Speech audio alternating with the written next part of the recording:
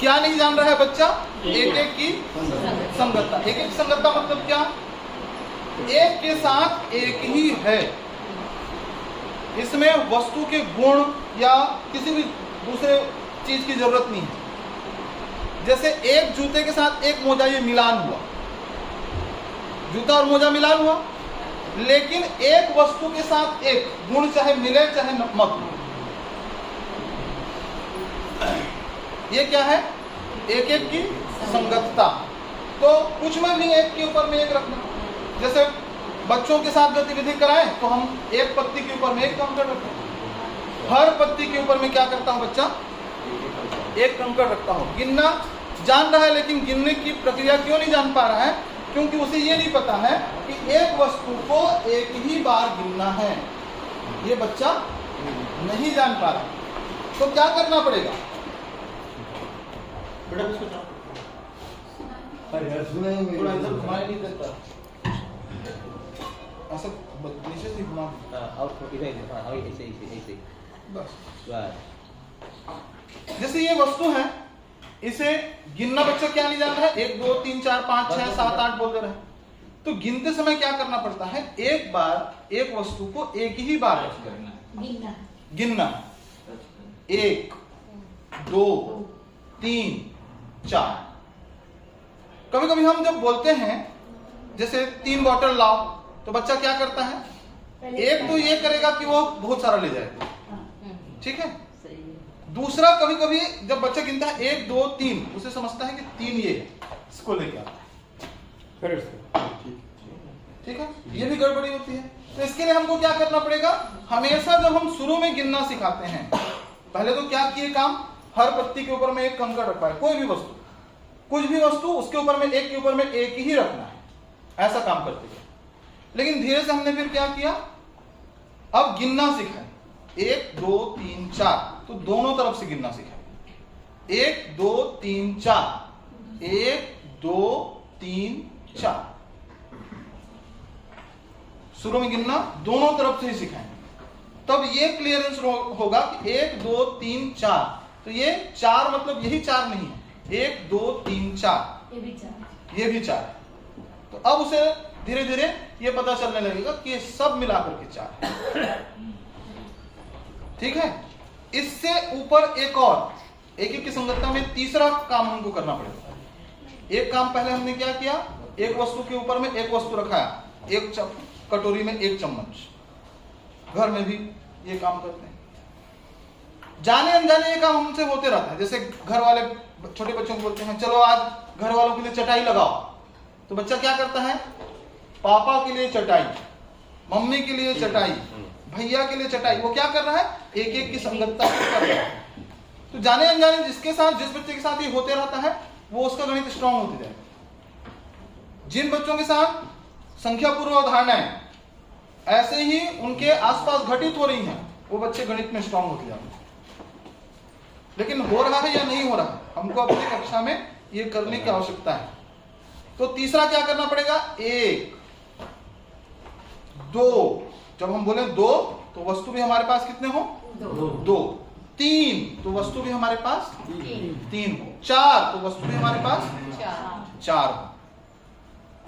तो अब उससे ये लगने लगेगा कि 4 का मतलब जो होता है 1 2 3 4, इन सब को मिलाकर के 4 होता है। अभी तक मैंने आप सभी को कहीं पर लिखा हुआ नहीं बताया है। मतलब ये सारा काम किसमें करना पड़ेगा? मौखिक ही करना पड़ेगा, क्योंकि जो नंबर होता है लिखित वाला सिंबल, उसका वास्तव में कोई अर्थ नहीं है। हिंदी का अलग होगा सिंबल, अंग्रेजी का अलग होगा, उर्दू, बंगाली, फारसी, उड़िया, हर किसी भाषा में अलग सिंबल होगा। लेकिन 4 जो है, 4 की संख्यात्मकता वो सभी भाषाओं में उतनी ही होगी। इसलिए पहले काम करना पड़ेगा मौखिक और वस्तुओं के साथ, ठोस वस्तुओं के साथ, ठीक है। फिर हम धीरे धीरे इस मूर्त को अमूर्त में बदलते जाएंगे। जैसे ये वस्तु रख दिए, इसके साथ हमने किया, उसके बाद मैं करूंगा थोड़ा सा अमूर्त की तरफ बढ़ूंगा। तो वस्तुओं के साथ करने के बाद अगला आता है चित्र के साथ। किसके साथ? चित्र के साथ। अब बिल्ली अगर गिनना है तो 4 बिल्ली तो रखना संभव नहीं है, तो हमको क्या करना पड़ेगा? 4 बिल्ली के 4 चित्र चाहिए। 1 बिल्ली, 2 बिल्ली, 3 बिल्ली, 4 बिल्ली का चित्र होगा। फिर धीरे से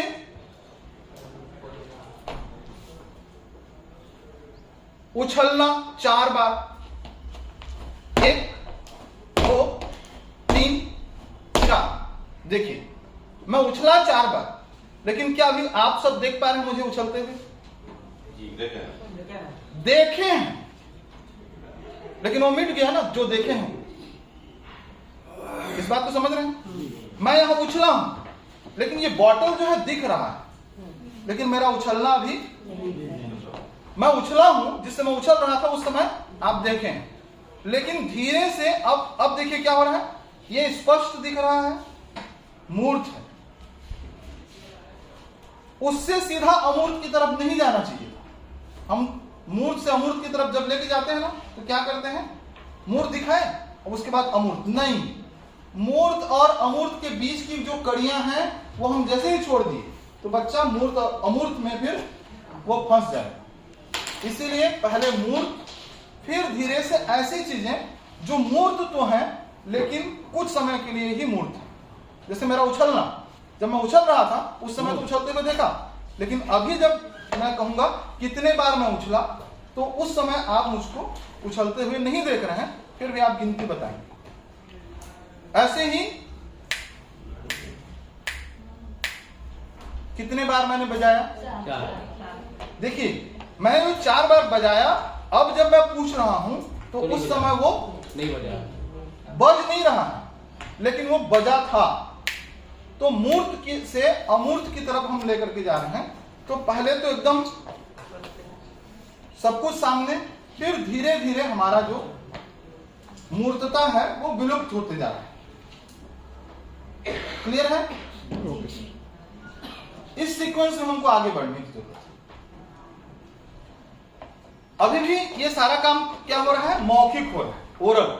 अभी हम नंबर्स के सिंबल्स तक नहीं पहुंचे।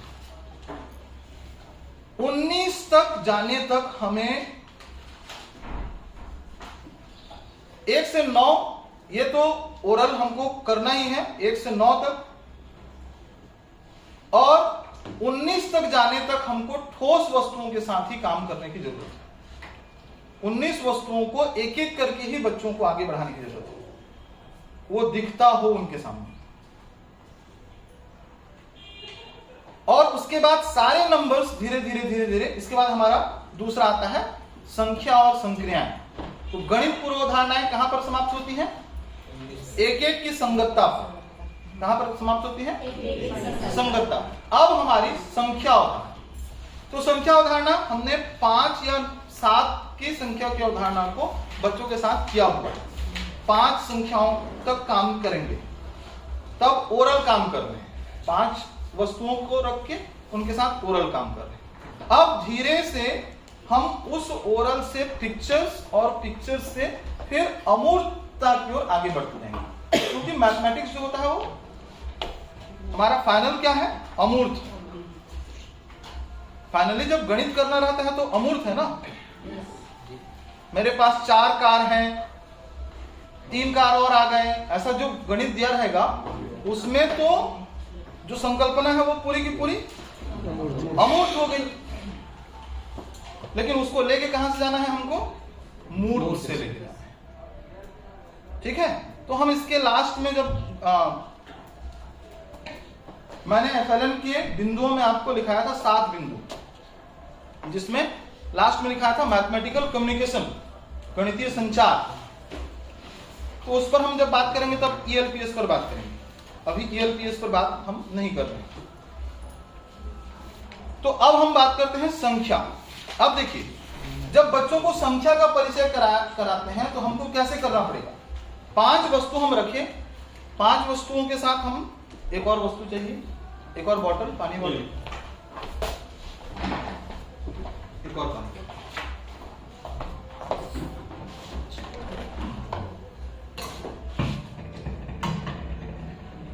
5 वस्तुओं के साथ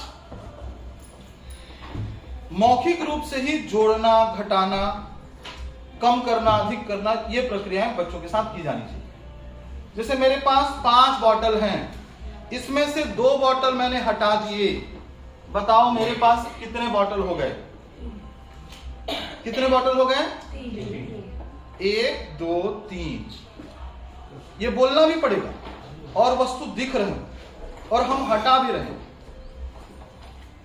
5 बॉटल, 3 बॉटल है, एक और बॉटल हटा दिया, बताओ कितने वस्तु हो गए? कितने बॉटल हो गए?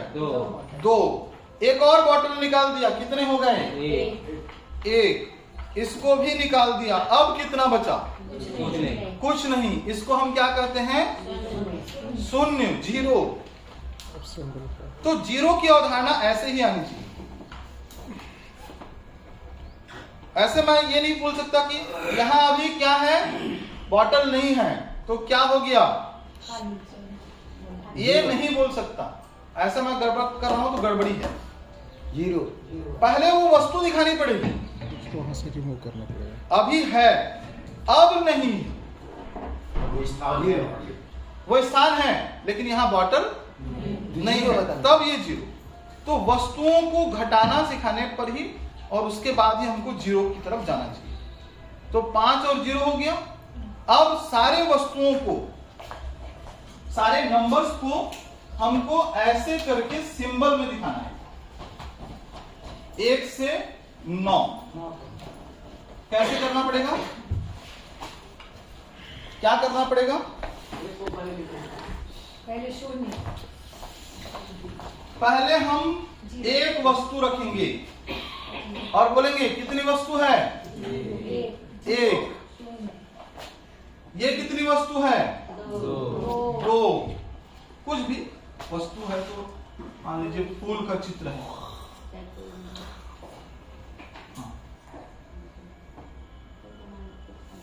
फूल बना दीजिए।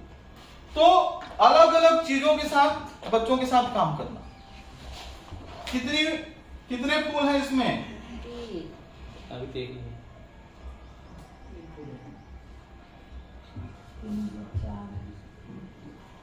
कितने फूल हैं? 3 फूल हैं। फिर इसको बदल दीजिए। अभी डब्बा कितना है? डब्बा है 4। तो अब जब ये करने गए उसके बाद हम बताएं, देखो ये 1 है ना, इसको हम इस तरीके से लिखते हैं क्योंकि ओरली इतना सारा काम हो चुका है। अब तब मैं दिखाऊंगा कि देखो एक वस्तु रहता है तो हम लिखते ऐसी हैं। वस्तु जब 2 हो तो हम इसको क्या लिखते हैं? 2। वस्तु 3 है, 3। वस्तु 4 है। इस तरीके से एक एक करके 9 तक का परिचय। 9 परिचय कराने के बाद 10, 11, 12, 13, 14, 15, 16, 17, 18, 19 वस्तुओं को रखते जाएं और हम ऐसे ही उनको गिनना सिखाएं 19 तक। कहां तक गिनना सिखाएंगे? 19 तक।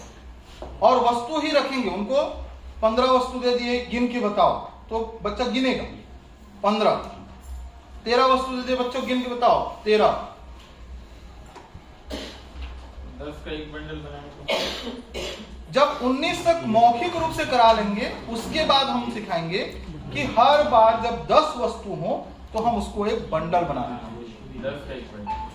10 वस्तु हो तो बंडल बना देते हैं। तो अब 10 को लिखेंगे कैसे? अभी हम 9 तक लिखना सिखाएं, 10 को लिखेंगे कैसे? तो देखो 10 तीली दिए, बच्चा गिना। देखिए क्या करेगा बच्चा, आप 10 तीली देंगे तो क्या करेगा वो? ज्यादा है 10 तीली देंगे तो गिनेगा। गिनेगा कितना बोलेगा? 10 है। कितना बोलेगा? 10 है। और हमने कहा 10 जैसे ही मिला तो बंडल बना देना। अब बताओ बंडल हमारे पास कितना है? 1 है। खुली तीली कितनी है? नहीं है, इनको नहीं है, 0। खुली तीली कितनी है? नहीं है। नहीं है। जो नहीं है हम उसको लिखते हैं 0। अब ये हो गया हमारा 10। जब 11 देना हो तो 11 तीलियां देंगे और उसको बोलेंगे चलो इसको बंडलिंग करो। तो बच्चा गिनेगा, पहले क्या काम करेगा? गिनेगा। उसके बाद 10 का वो बंडल बनाएगा। फिर हम पूछेंगे तुम्हारे पास बंडल कितना है? एक। खुली तीली कितनी है? एक। क्योंकि पहले गिन के 11 बोल चुका है, तो अब उसको बोलेगा क्या है ये? 11 है। क्या है ये? 11। फिर 10 और 1 नहीं, केवल 11। केवल 11। 10 का एक हुआ। इसलिए एक लिखा गया। उसमें तो 10 का 1 लिखा गया ना, बंडल 1 लिखा गया। तो 19 तक सारे नंबर्स को उसको ऐसे ही पहचान करा, और इसका काम कई दिन तक कराना पड़ेगा। जैसे 17 बंडल दे दिए, 17 तीली दे दिए, 15 तीली दे दिए, 19 तीली दे दिए, और उनको बोले कि चलो अब तुम इसको लिख के बताओ कितना है। तो बच्चा क्या करेगा? 17 को काउंट करेगा, बोलेगा 17। 17 होने के बाद 10 का चूंकि बंडल बना देगा, बंडल और 7 तीली रखेंगे। बंडल है 1 और तीली है 7। 19 तक के सारे नंबर्स ये। तो हर नंबर की पहचान ऐसे ही होनी चाहिए सारे बच्चों की। सारे नंबर्स की पहचान मतलब अगर हमको आज 34 सिखाना है तो हम 34 तीलियां बच्चों को दे दें और बच्चों को बोले अब इसको गिनो। बच्चा ओरली गिनेगा सारी चीजों को, एक एक करके जाएगा, 34 तक गिनेगा। क्या बोलेगा वो? क्या बोलेगा? 34 बोलेगा। अब 34 बोलने के बाद क्या करेगा? फिर 3 बंडल बनाएगा। हाँ, फिर वो 1 से 10 तक गिनेगा, बंडल बना। फिर अगला 10 तक गिनेगा, बंडल बना। फिर 10 तक गिनेगा, बंडल बना। अब पूछेंगे कितने बंडल? 3 बंडल। कितनी तीली? 4 तीली। इस तरीके सारे नंबर्स को उसको ऐसे ही पहचान होना चाहिए। यही नहीं होता है हमसे, तो हमसे बहुत बड़ी गड़बड़ियां होती। उदाहरण के तौर पर जोड़िए 5 और 9, 14 7, 21 8, 29 और 15, 44 और 42। जो हम जोड़ रहे हैं इस प्रक्रिया में ज्यादातर चीजें हमको याद है। क्या है? याद है। हमको याद है, इसलिए हम 9 और 5 14 ये बोल रहे हैं। ये 9 जो सिंबल है इसका हमारे सिस्टम में कोई मतलब नहीं है। ये सिर्फ एक इमेज है। क्या है? एक चित्र है। ये 5 क्या है? एक चित्र है। और इन दोनों को जोड़ करके जो आ रहा है ये भी चित्र है। आप सब क्यों जोड़ पा रहे हैं? क्योंकि आपको ये याद है। लेकिन अगर प्रॉपर तरीके से इस तरीके से बच्चे ने नंबर सीखा तो 9 के लिए उसके दिमाग में 9 बिंदी निकलेगा। 9। 5 के लिए चूंकि आपने पहले 9 और 5 पर इस तरीके से काम किया तो अब ये एक बिंदी इसमें देते ही ये बंडल कंप्लीट। और 4 इसका उसके लिए महत्व है क्योंकि उसने देखा है एक बंडल 4 तीली। इसको क्या बोलते हैं? 14 बोलते।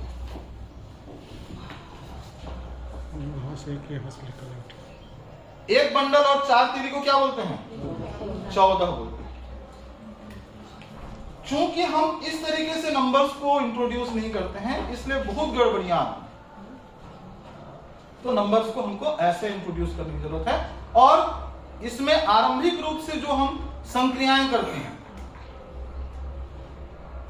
शुरुआती की जो संक्रियाएं करती हैं वो भी ठोस वस्तुओं के साथ होनी चाहिए।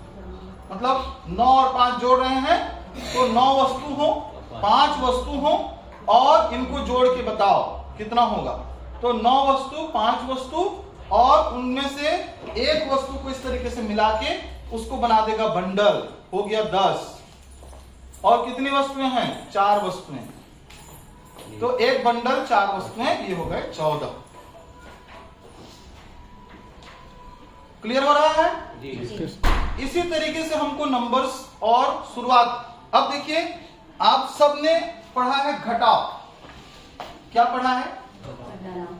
घटाओ। सर एक प्रश्न है बेटा, हाँ, क्या इस स्थान की भी बात यहाँ पे थोड़ा सा कर सकते हैं कि तीली को हमेशा बाईं तरफ ही रखना है और जब बंडल बनाओगे आप तो हाँ मतलब तीली को दाहिने तरफ और बंडल को बाईं तरफ। बाएं। बिल्कुल बिल्कुल, आप वैसे ही कर सकते हैं हमेशा। उसमें वैसे कक्षा 1 की पुस्तक में भी उसी तरीके से दिया है। जी। और बिल्कुल आपने बहुत सही बात कही कि बंडल जब भी करें तो बंडल को बाईं तरफ रखें और खुली तीलियों को दाईं तरफ रखें। ठीक है? हाँ, मैं आ रहा था घटाओ। आप सभी ने घटाओ पढ़ा है कैसे? ऐसे 83 ऋण 17। 3 को मान लेते हैं 13, उसमें से 7 कम हो जाता है और कितना बचता है? 8। यहां पे 1 हासिल आ जाता है और 8 में से 2 गया 6। इस तरीके से पढ़े हैं, ऐसा पढ़े हैं ना? या फिर दूसरा तरीका हो सकता है, आपने ऐसा पढ़ा हो 83 - 17, यहां से 1 उधार लिए और ये 13 हो गया। 13 में से 7 घटा दिए तो 6 बचा। 8 में से 1 उधर चला गया है तो ये 7 है। 7 में से 1 गया तो यहाँ 6 बचा। ऊपर वाला पैटर्न ज्यादा पढ़ा है, उसको हम लोग पढ़े हैं, हम लोग पढ़ा है। इसको पढ़े हैं और इसको पढ़ा रहे हैं। नीचे वाला। ठीक है? और इसको जब हम पढ़ाते हैं तो हमारे सारे बच्चे कंफ्यूज रहते हैं। क्यों कंफ्यूज रहते हैं? क्योंकि हमने नंबर्स को उस तरीके से उनको इंट्रोड्यूस नहीं करा है। जी। नंबर का कॉन्सेप्ट यहां भी हमारे पास 8 और 1 हम ऐसे बोल रहे हैं, जबकि ये 3 और ये 8 में दोनों में अंतर है। ये 3 तीली है और ये 8 बंडल है। 10 तीलियों का बंडल बनाना और उसे खोलना, ये दोनों भी सिखाना पड़ेगा। जी 19 तक को हमको क्या करना पड़ता है? खुली तीली बंडल बनाना, बंडल वाली तीली को खुला करना। घटाओ में वो काम आता है। मैंने इसीलिए पहले से ही कहा कि 19 तीलियों तक हमको काम करना पड़ेगा। तो क्या करना पड़ेगा? जैसे ही आप ये रखते हैं, इसके पास, बच्चे के पास, ये 8 बंडल है, 3 तीली है, ये 1 बंडल है, 7 तीली है। जैसे ही इसमें से घटाएंगे, अब अभी तो घटाना है, तो 3 तीलियों में से 7 तीली नहीं ले सकते। क्या करना पड़ेगा? चूंकि नंबर कॉन्सेप्ट आपने तीली बंडल से कराया हुआ है, इसलिए उसके दिमाग में या फिर अभी मूर्त रूप में भी ये बंडल ही उसे नजर आ रहा है। 1 बंडल उधर गया तो ये तीली कितनी हो गई? 13 हो गई। और उस 13 में से 6 तीली हटा दिए तो बची तीली, और इसमें से 1 बंडल हटा दिए तो बचा बंडल। ये 6 बंडल है और 6 तीली। ठीक है? तो ये है संक्रियाएं। फिर जोड़ने की संक्रिया, घटाने की संक्रिया, गुणा की संक्रिया, भाग की संक्रिया। गुणा की संक्रिया को भी हमको इसी तरीके से मूर्त रूप में कराने की जरूरत है। जैसे हमारे पास 3 है तो हमने पहले, मैं एक हर किसी को 3 तीली देता हूं, तो मैं 3 तीली इनको दिया, 3 तीली इनको दिया, 3 तीली इनको दिया, और एक जन है तो 3 तीली उनको दिया। बताओ अब कितना तीली मैं बांट चुका? तो फिर हम उसको कैलकुलेट करेंगे। हर किसी को 3 तीली मैंने दिया, 4 जने को। 3 तीली कितने जने को दिया? 4 जने को। तो कुल तीली कितनी हो गई? अब सब तीली को इकट्ठा करेंगे, गिनेंगे तो 12 आएगा। 10 का बंडल बनाएगा, 2 खुली तीली, तो क्या हो जाएगा? 1 बंडल 2 खुली तीली 12 होगा। ऐसे बोल के सामने नहीं करना पड़ेगा। वैसे ही मेरे पास 15 तीली है और मैं 5 जने में बांटना चाहता हूं। बताओ एक जने को कितना आएगा? तो 5 जने खड़े होने चाहिए और वो तीली बांटे। 1 1 1 1 1, फिर से 1 1 1 1 1, फिर से 1 1 1 1। 3 बार बांटने पर खत्म हो गया। अब हम पूछेंगे एक जने को कितना मिला? तो हम कहेंगे देखो 15 तीलियां थी मेरे पास, मुझे उन्हें बांटना था 5 लोगों में, एक जने को कितना मिला? 3। बाद फिर हम धीरे से उसका परिचय कराते हैं कि जब हमको बार बार देना रहता है तो हम इस तरीके का चिन्ह उपयोग करते हैं, बांटना रहता है तो इस तरीके का चिन्ह उपयोग करते हैं। अब हम उसको समझाएंगे कि इसको गुणा करते हैं, इसको भाग करते हैं। क्योंकि ये प्रक्रिया अगर बच्चे के साथ नहीं हुई है तो वो सिर्फ क्या रखता है, 3 एकम 3, 3 दूने 6, 3 तिया 9, 3 चौके 12। लेकिन 3 चौके 12 क्यों होता है उस बच्चे को पता नहीं है। और यही मिसकॉन्सेप्ट है कि हमारे बच्चे गणित में दक्ष नहीं हो पा रहे। ठीक है जी। तो संख्या और संक्रियाओं तक यहां तक कार्य करना बहुत महत्वपूर्ण है। इसीलिए एनईपी ने पहले 3 महीने संख्या पूर्व अवधारणाओं के लिए सुरक्षित रखा है। संख्या पहचान के लिए उसको उसने रखा है स्कूल रेडीनेस। उतने में हमको संख्या पूर्व अवधारणाएं की बहुत सारी गतिविधियां सीधा ठोस वस्तुओं से ही करना है। उस समय हमारे पास सामने में दिखते रहना चाहिए। क्लियर है? एकदम क्लियर सर। संख्या और संक्रियाएं 2 बिंदु हो गया, गणित पूर्व अवधारणाएं, दूसरा संख्या और संक्रियाएं। तो मूलभूत संक्रियाएं यही। अब इसमें अगला आता है तीसरा बिंदु, क्या लिखाया था मैंने? आकार एवं स्थानिक समझ। आकार एवं स्थानिक समझ। स्थानिक समझ। आकार, आकृति एवं स्थानिक समझ। तो अलग अलग आकार, ये भी साथ साथ चलने वाली प्रक्रिया है। कौन सा आकार क्या है, कौन सा आकार क्या है, आकार की समझ, आकृति की समझ और स्थानिक समझ। इसके लिए एक तो आकार का परिचय देंगे कि आकार वस्तु दिखाएंगे। ये चौकोर है, गोलाकार, ये गोलाकार है, तो गोलाकार वस्तु होना चाहिए हमारे सामने। जब हम दिखा रहे हो तो गोलाकार बॉल दिखा देंगे सर। बॉल दिखा देंगे। ठीक है, बॉल से गड़बड़ाएगा। बाल से गड़बड़ा जाएगा। कोई रिंग दिखा सकते हैं सर, चूड़ी दिखा। रिंग दिखाएंगे। यार चूड़ी दिखा देंगे, कंगन दिखा दिए सर। चूड़ी ना, देखिए चूड़ी वृत्ताकार नहीं है। हाँ, इसमें जब भी आप वृत्त दिखा रहे हो तो उसका सरफेस दिखना चाहिए, सतह वाला हो। पुट्ठा काट ले, पुट्ठा काट। त्रिकोण हो तो उसका सतह दिख रहा हो। ठीक है, तो वस्तुओं के आकार, तो आकार आकृति का परिचय वहां से करने के बाद हर वस्तु को भी दिखाना है कि भाई देखो ये